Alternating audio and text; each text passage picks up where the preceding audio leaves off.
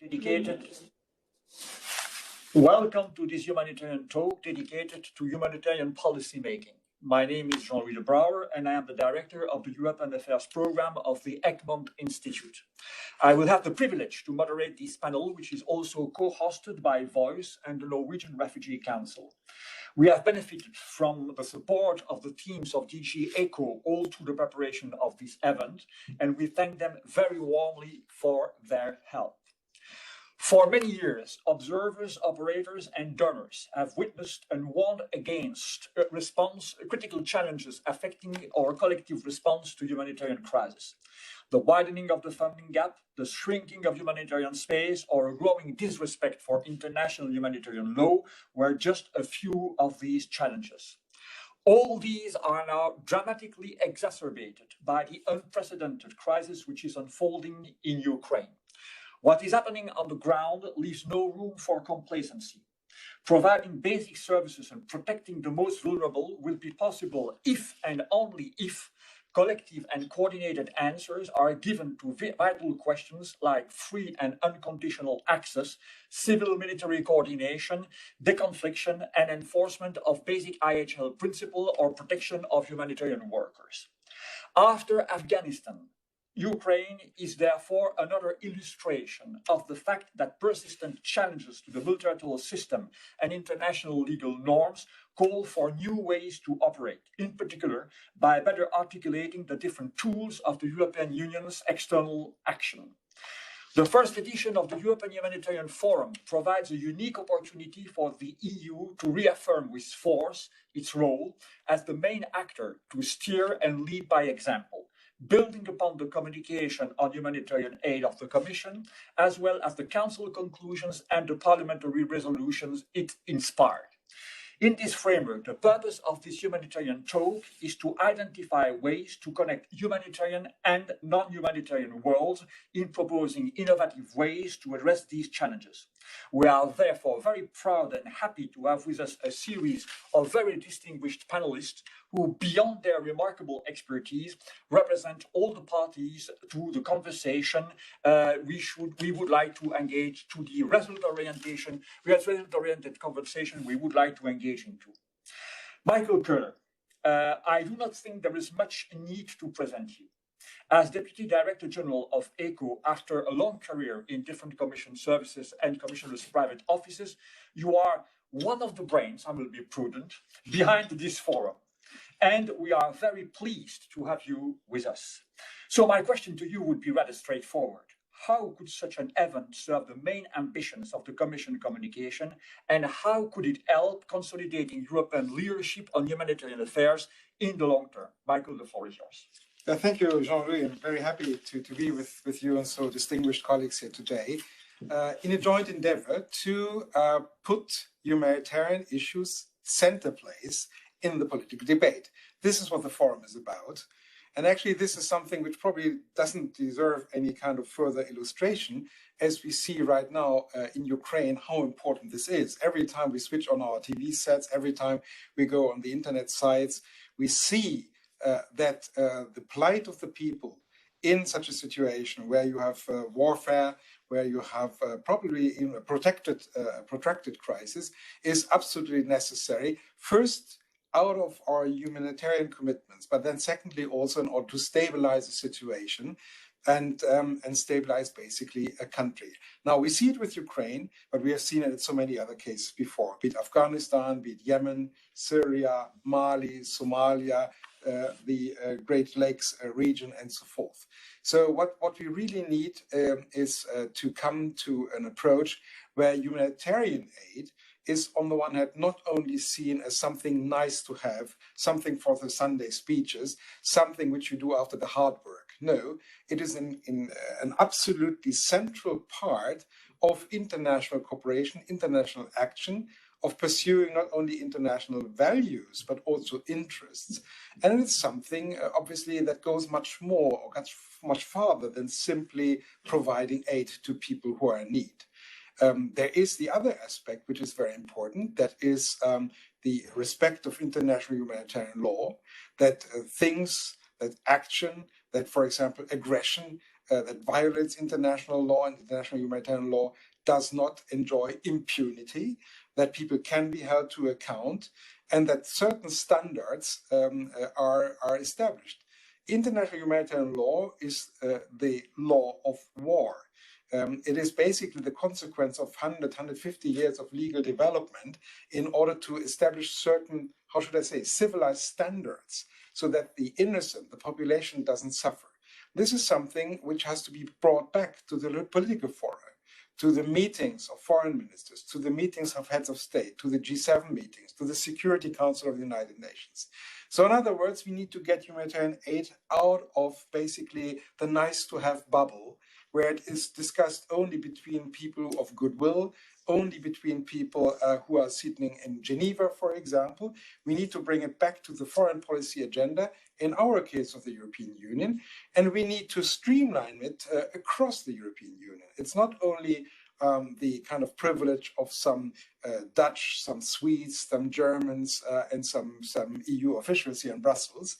It is something that has to engage the entire European Union, all the member states, but also the various policy areas, if we want to make a difference in stabilizing situations, helping people in need, and basically displaying our values and interests internationally. Thank you very much, Michael. Stéphane Romaté, as Director of the Crisis and Support Center at the Ministry for Europe and Foreign Affairs, you are in a way Michael Kuller's counterpart in the preparation of this forum, which is a joint-up initiative of the French presidency and the Commission. Before taking over your present position, you held several diplomatic positions abroad, including as ambassador to Cairo and Canberra, and you were also a senior member of the private offices of several ministers, in particular as diplomatic advisor to the Prime Minister. France has a tradition of being a champion of humanitarian affairs, as illustrated by the organization of its own humanitarian conference.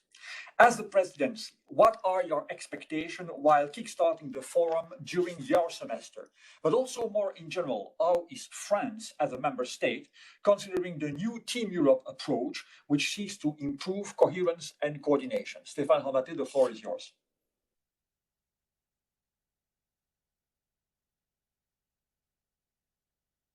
I think that you are muted.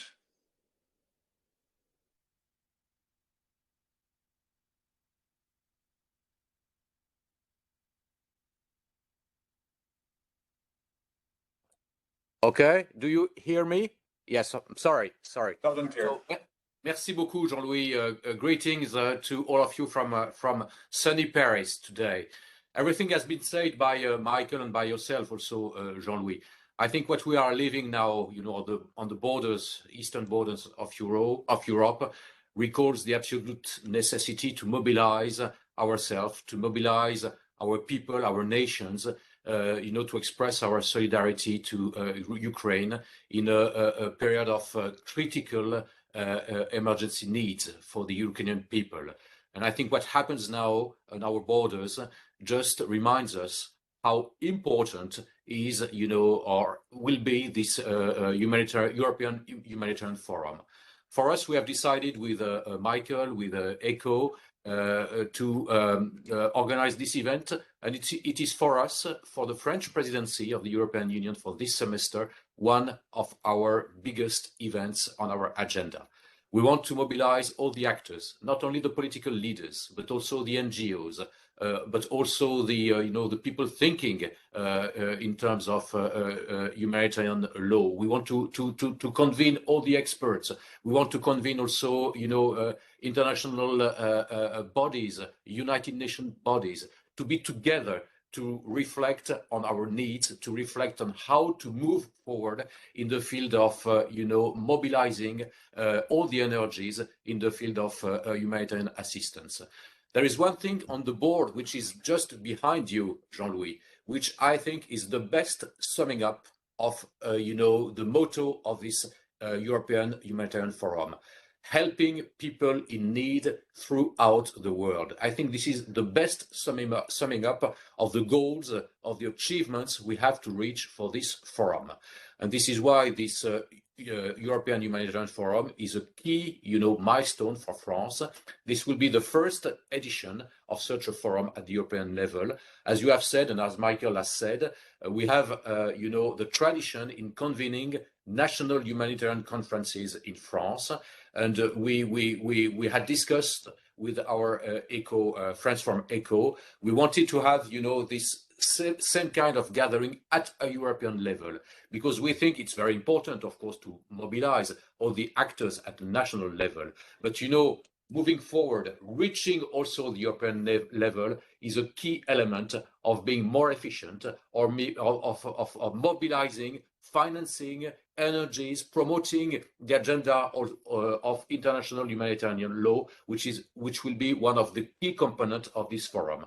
So we are very much dedicated in making sure that this forum will bring a new step in this movement of how can I say, yes, international European mobilization in the particular context that we are now facing in Europe, and also because the humanitarian agenda is very critical to our nations.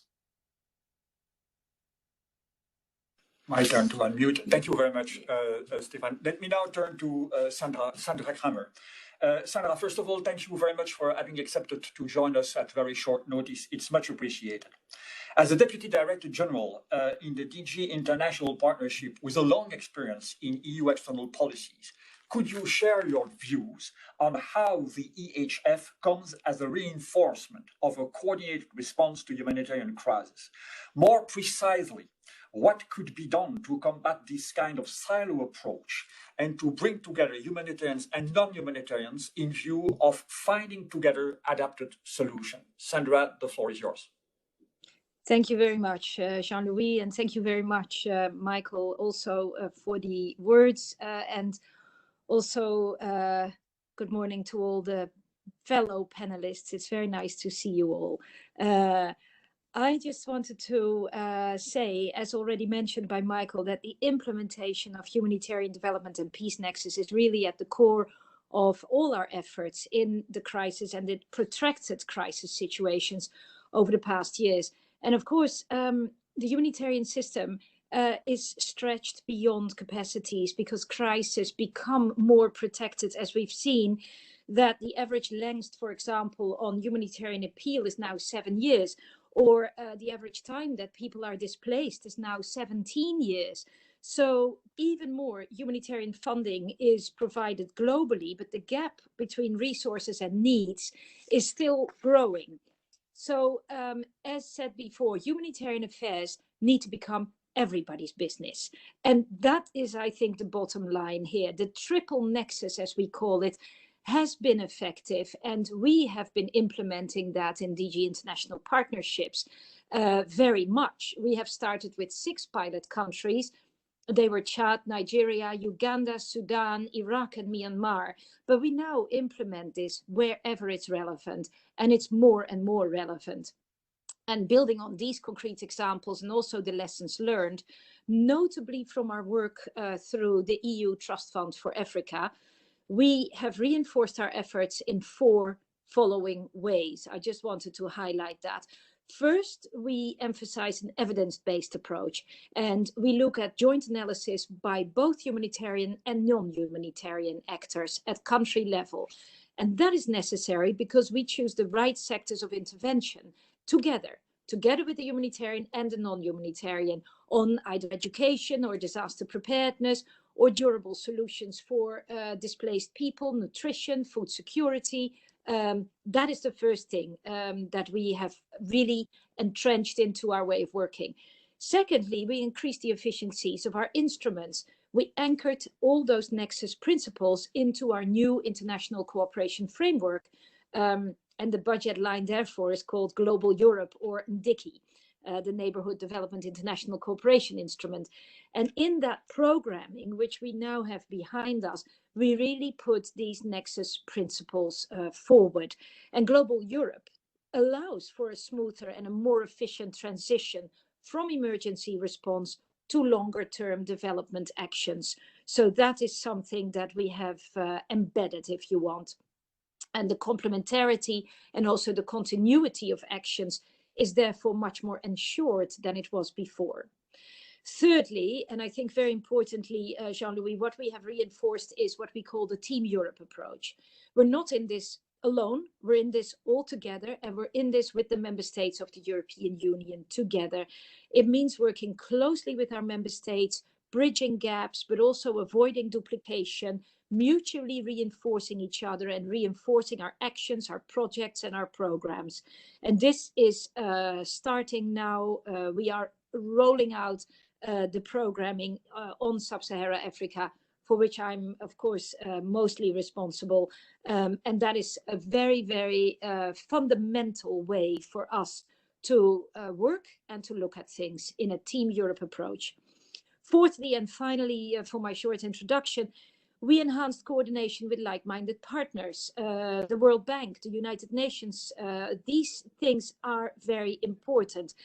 We've done that everywhere, but there's an example in Chad where we have a formal task force where we bring together all actors on the ground, including the like-minded partners, to have rapid solutions, to identify shared interests, to address capacity issues, and to operationalize the nexus. So there, I think it's important to see how you on the ground very closely together can coordinate and can improve also communication on all this, which is another very important aspect. With that, I give it back to you, but just to say that what I find very important is that this, as Michael said in his introduction, is not just humanitarian business, it's everybody's business. Over to you. Thank you very much, Sandra. This could become the motto not only of this humanitarian talk, but of the whole forum. But we'll come back on that during the second round of intervention. Beatrice Godefroy, as the Europe Director at the Center for Civilians in Conflict, you are in charge of civics engagement with the EU and NATO in view of promoting better policies and practices to improve the protection of civilians. You are also overseeing a capacity building program to that end for the Ukrainian armed force. Before that, you have had several senior positions with Médecins Sans Frontières, in particular as Director of Humanitarian Diplomacy. Respect of IHL, it was said, is one of the main topics of this forum, but also a key concern nowadays in Ukraine. According to your experience on the ground, how could efforts be better combined to protect civilians and humanitarian action beyond the humanitarian sphere? Beatrice, over to you. Thank you very much, Jean-Louis, and thank you very much for your invitation and for bringing this important topic in this forum. Of course, just a caveat, my team and I were working closely to support capacity building in protection of civilians in Ukraine until February 24th. Our activities have dramatically changed, obviously, since then, and really want to pay tribute to my dear 8 Ukrainian colleagues who are just deploying tremendous efforts to try and support communities in Ukraine the best that they can at the moment. So again, I think you've mentioned the example of here is protection of civilians. We've all collected reports of civilians being caught in crossfires, residential areas being hit as a result of instance fighting in populated areas in Ukraine, possible direct target deliberate attacks on civilians exposing their lives as they're trying to evacuate under the areas under constant fighting. So this is really a very great conversation, and faced with such immense level of harm that we're witnessing, that the world and Europe is witnessing today in Ukraine, some of us would tend to feel helpless. But I think the very sense of the conversation we're having today and of the European Humanitarian Forum is to say in Ukraine, like in Syria, in the Sahel, in Yemen, and in many other areas in the world exposed to conflicts today, compliance with international humanitarian law and the protection of civilians does make a difference and should be a priority for all. And in many contexts, the challenges are immense, but also much can be done. So my initial remarks, we focused on 3 very practical areas that can contribute to improve the physical protection of civilians and where the EU can play a support or leading role on these efforts. The first one is the area of the political commitment. And you've mentioned it, actually. Over the past few years, we have seen a slow erosion of support for international humanitarian law by certain global players or powers, or influencers. We have seen attacks against multilateralism and the value it is promoting. And we have seen also difficulties to find collective ways forward to reinforce accountability on violations. And against this backdrop, the firm, strong expression of a position for IHL compliance and for the protection of civilians is absolutely essential. It's essential to the populations, but it's also essential to our humanitarian and protection community. We need champions to support the protection of civilians today, and we need indeed that political dialogues and processes in or about conflict countries, conflict situations are being anchored into the protection of civilians. And so it means also that serious violations and abuses of IHL, of international humanitarian law, need to be consistently denounced. And from that perspective, the EU is playing a critical role as setting the tone for EU member states, but also for the international community as a whole. That's the role it is playing around Ukraine today. And I think all of us very much appreciate the very strong positionings of the EU. There are immense limitations, of course, with regards to the difficulties the international community and the European Union and others have to try and exert influence on the behavior of the Russian Federation today. But in these efforts, protection of civilians should definitely play a central role. Second, to get to more practical, let's say, orientations, there is immense value in supporting national level implementation of international humanitarian law and protection of civilians. Concrete initiatives do exist and they need to be supported. So there are concrete initiatives like international humanitarian law committees supported by the International Committee of the Red Cross, for instance. But there are also ways for governments and actors to work on comprehensive protection of civilians frameworks, like, for instance, national policies on protection of civilians, or better integration of civilian harm mitigation in the conduct of military operations. And there is also at the national level the need to first and foremost reinforce the capacities of the communities to strengthen their protection. Community-based protection approach, community self-protection, etc. As we see in the context of Ukraine today, we could think of emergency community-based protection with limited access to population and other innovative approaches. And these initiatives are essential to improve the resilience of communities, as well as to try and find solutions to identify ways to better protect them.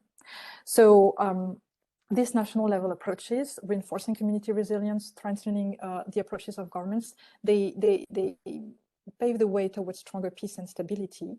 And they need to be very much supported by the EU. They are already today. They can be even more supported through concrete and systematic steps to encourage partner countries of the EU to adopt such approaches.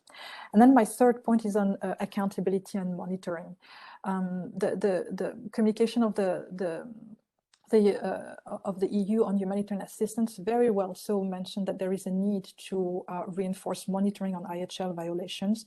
So I very much welcome this commitment and would expect that in the context of the forum, we discuss how this can be translated into actionable steps for the EU. And if I can suggest a way to, a needed or necessary actionable step is support and engagement with civil society and monitoring agencies, including on innovative monitoring methodologies, for instance, especially in those areas like Ukraine where access is very limited and new technologies, for instance, can play a very important role in reinforcing monitoring and accountability.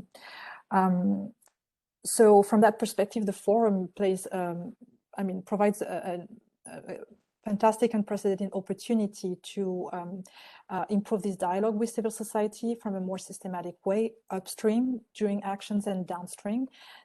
So I very much thank you for the opportunity to have this engagement together today. And thank you very much for your participation. Let me now turn to Edouard Rodier. Edouard, you are representing today both the leading agency, the Norwegian Refugee Council, and Voice, which is the main network of humanitarian INGOs at European level. So my first question would be rather simple. Why, from the point of view of your constituencies, do we need such a forum? And what are your expectations? Did the Commission's communication of March 2021 meet all the concerns of the INGOs? Edouard, the floor is yours. Thank you very much, Jean-Louis. And really what I would like to try to bring, and in addition to what was said already, is a field perspective, talking, as you said, on behalf of NRC and hopefully on behalf of other operating agencies, because humanitarian operators and INGOs in particular have been struggling for years to meet growing needs and increased numbers of restrictions. It was said. Many have been mentioned already, in fact, and I want to give one example that will help, I think, root our discussion into these field realities. And we all appreciate how Ukraine is on everybody's minds. However, the example I chose to take is about Syria, because I think it's very telling. NRC and its partners operating in Syria with near funding at the time received in 2020 a very official letter from the EU delegation indicating that humanitarian exemptions could not apply due to the nature of the funding. This decision led to the interruption of our operations under this grant, as none of the NGOs involved could pursue their operations if requested to go against their operating principles. I chose that example as it shows that even though the context we were operating had not changed, it was still a war-affected Syria, the change of funding streams that was meant to allow the continuation of our work made it impossible for us to continue working. I picked that example as it relates to Syria that is politically particularly sensitive on the topic of durable solutions. Also, it involves multiple donors from the same institutional body, the European Commission, that seem to have competitive vision on how and when IHL applies. A few months later, though, in March 2021, the communication on humanitarian aid was released, supported by all sides of the Commission, unanimously reaffirming with force the authority of IHL.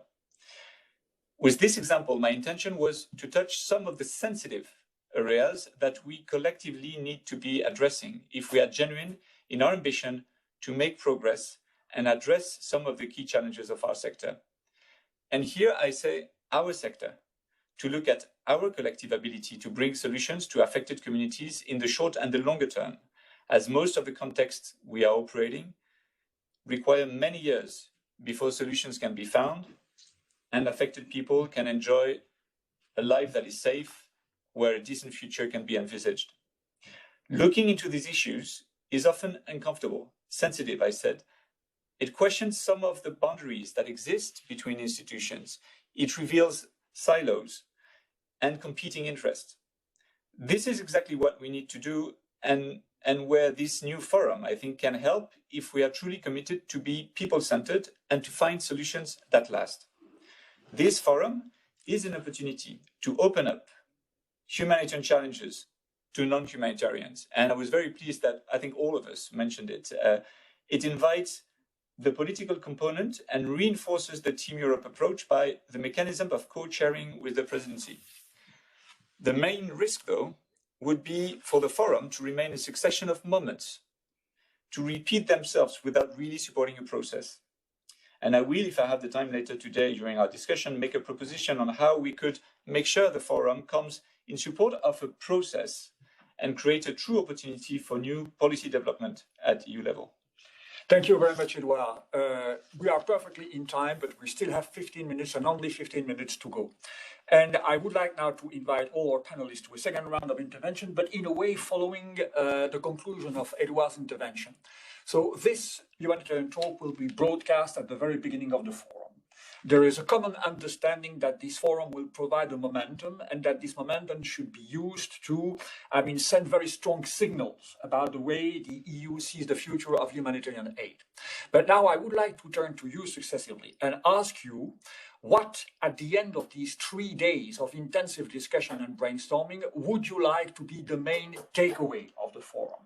In your dreams, when you are considering these 3 days which are about to start, what really would you see as the main possible achievement of this first but not last event?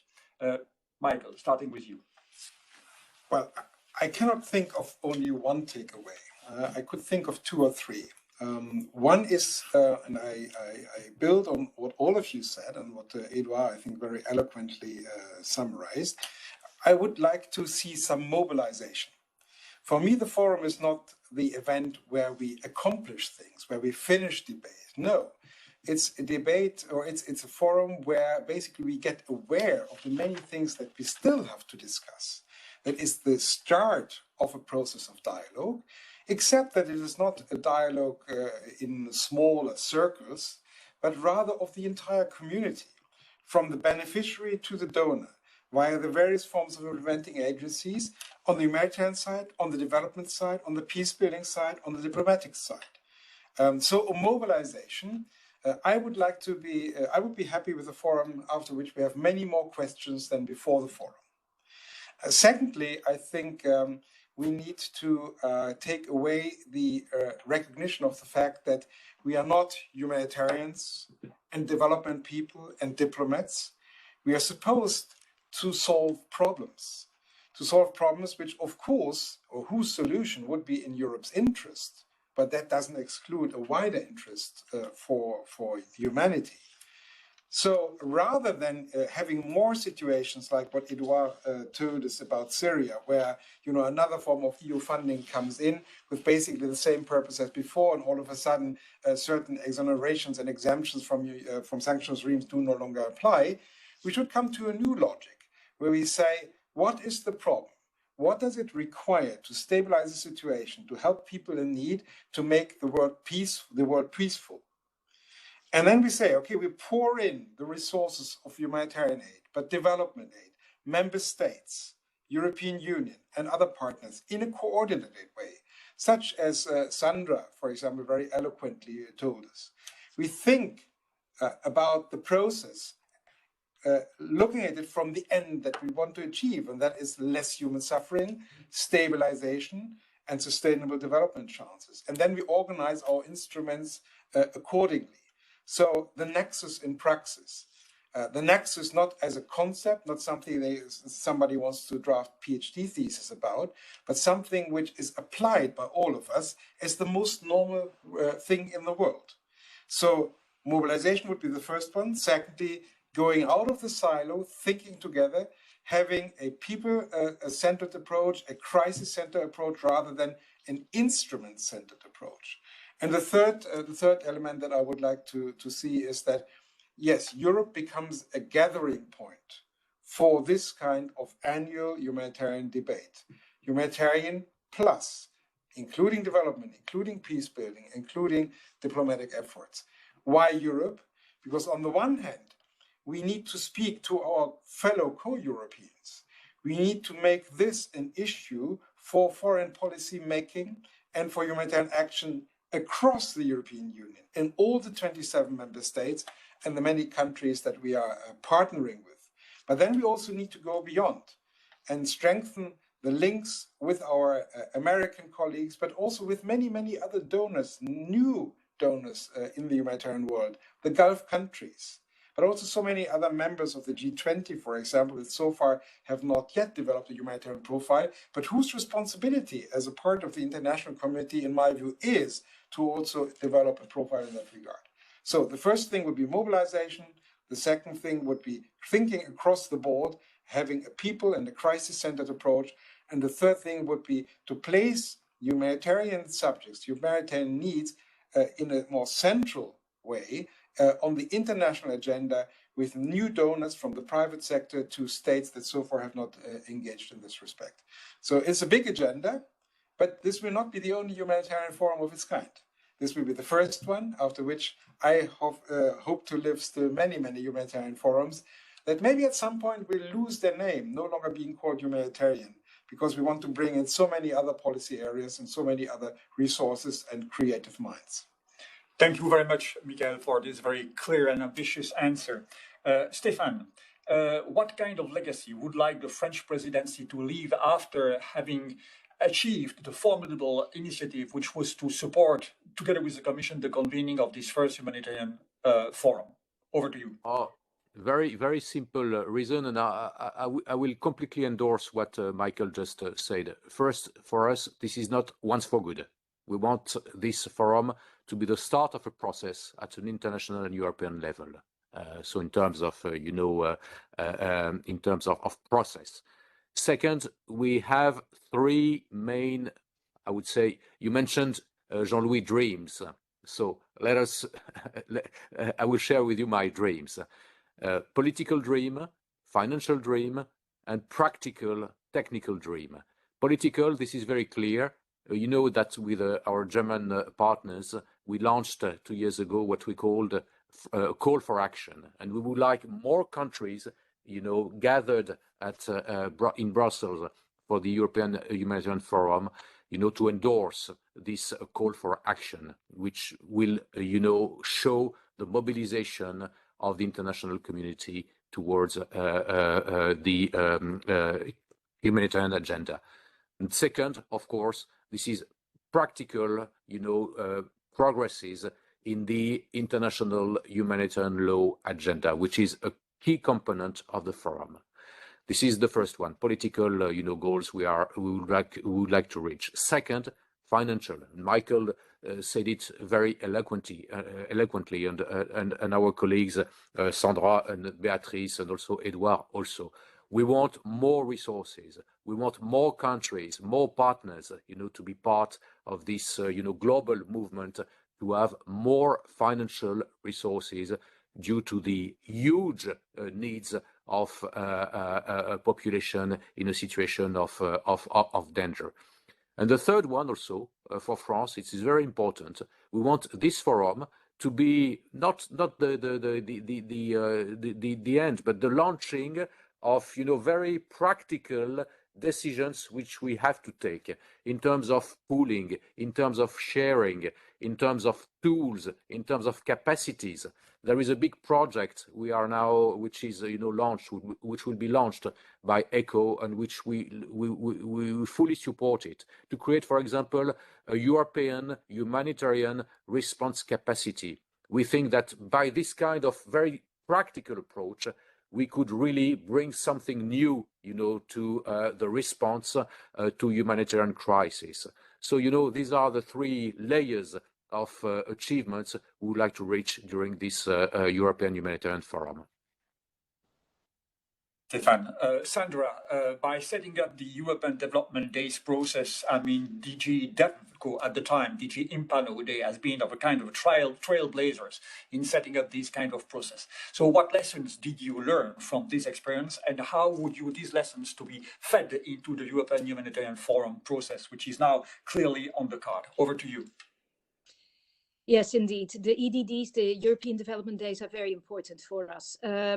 And I think that also in the context of the Humanitarian Forum, there's a couple of things I want to say. First of all, we need to move away from silo approaches. This is something that we have touched upon this morning already. I think I want to just emphasize more and more that we need to work together to be good and even better together, but also separately, and that we exchange knowledge, we exchange analysis, that really is something very, very important. I mentioned it before, analysis, planning, exchange of expertise. That is both on substance and on the operations, something that I want to highlight and what I would like to see as an outcome of the European Humanitarian Forum. I also think more and more, we just had the EU-Africa summit here in Brussels, and there's a lot of flagship initiatives that we would like to roll out over the years to come on health, on climate resilience and disaster risk reduction, on food systems, on education, skills, vocational training. And in all this, I think we should have a very concerted and coordinated approach across the Commission, including with our humanitarian colleagues. So on the name, I must admit that I agree with Michael that maybe it should be humanitarian and development. But what's in a name? I think most important is the resources, which Stefan mentioned, and I totally agree with him, but also the political commitment to delivering this humanitarian aid as well as the longer term development aid. So we need also not just the bottom up, not just us here talking about resources, but also clear political commitment that whatever the situation, whatever the circumstances, this needs to reach the people in need. So that would be a commitment also that I hope the Humanitarian Forum can come up with. There must be clear political commitment to get this done. Thanks. Thank you very much, Sandra. Beatrice, let me come back briefly to you, because you were already very precise in your first intervention about possible expectation coming out of the forum, but maybe you would like to complement this. Please, over to you. Yeah, thank you. And really quickly to follow up on the points mentioned on the de-siloing or breaking the silos, I think there is one that is going to be particularly challenging and important when it comes to international humanitarian law. It is this intersection between security and defense policies and orientations of the European Union and the humanitarian and development actions and measures. So it means being able to have a dialogue also with civil society on ways that the EU can reinforce the protection of civilians and IHL implementation through its own security partnerships. And as Michael was mentioning earlier, and creating this consistent approach to a consent and to specific threats of populations. And of course, through also history and cultural, let's say, different approaches from humanitarian community and security sector, let's say, organizations, this conversation has maybe not sufficiently happened at the moment, and that's one that the forum can help move forward. And then just a second point, I mentioned already monitoring, but I just would like to reinforce how it is going to be important for civil society that they do not only attend the forum and are there to support the forum, but they end up being supported by the forum and by takeaways from the forum. And I think Edouard mentioned that the forum should indeed, we should get out of the forum with concrete practice, concrete, let's say, processes at least, a systematic, consistent dialogue with civil society, including local civil society, is going to be of primary importance to make this happen. Thank you. Thank you very much, Edouard. Thank you, and allow me very concretely. Currently, many discussions are taking place at European level. Actors, platforms regularly convey their concerns and are engaged in a constructive dialogue with their European counterparts and their donors.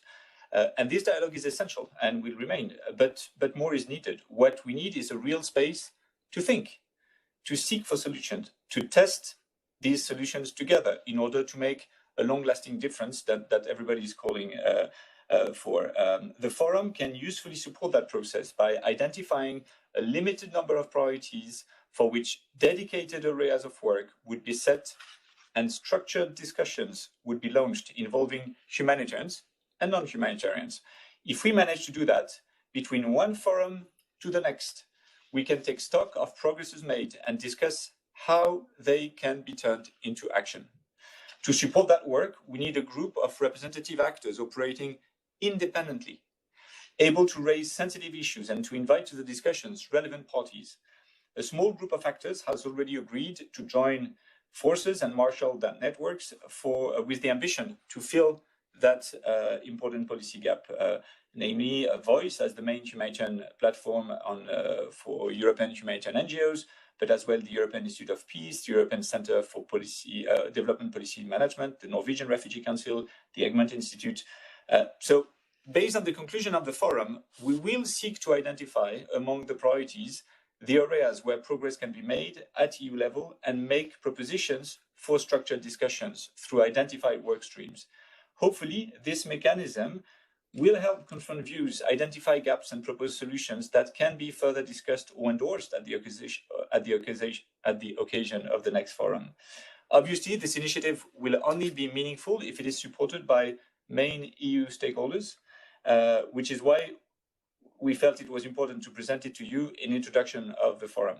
Thank you. Thank you very much, Edouard. A couple of words of conclusion, if at all possible. On the heels of the global COVID-19 pandemic and on the background of persistent challenges to the multilateral system, the dramatic situation in Ukraine is again putting the EU to the test. It will be about addressing short-term, urgent needs while contributing to long-term solutions and, if at all possible, building lasting peace. It will be about moving beyond discrete and often admirable initiatives to achieve collective outcome and transformative agenda. As the largest contributor to the humanitarian development and peacemaking funds globally, the EU and its member states cannot shy away from their responsibility to help revamping existing international assistance paradigms. Confronted with an ever more challenging environment, the EU is well placed to support practical policy innovation, informing decisions to be taken concerning the future course of international assistance. As illustrated by this humanitarian talk, several tracks are possible to follow, and one was just mentioned and offered by Edouard. We are now, as I said earlier, at the beginning of 3 days of very intensive discussions and brainstorming. Let us wait and see whether such an option could be considered to give a lasting impact to this remarkable initiative of the Commission and the French presidency. I wish all attendants a very fruitful European Humanitarian Forum. Let's keep the name for the moment. It might change for the next years, but at least let's make the first one a success. Thank you very much for your attention. Thank you very much for your participation. And thanks again to DG ECHO for having supported the recording of this humanitarian talk. See you soon. Bye-bye.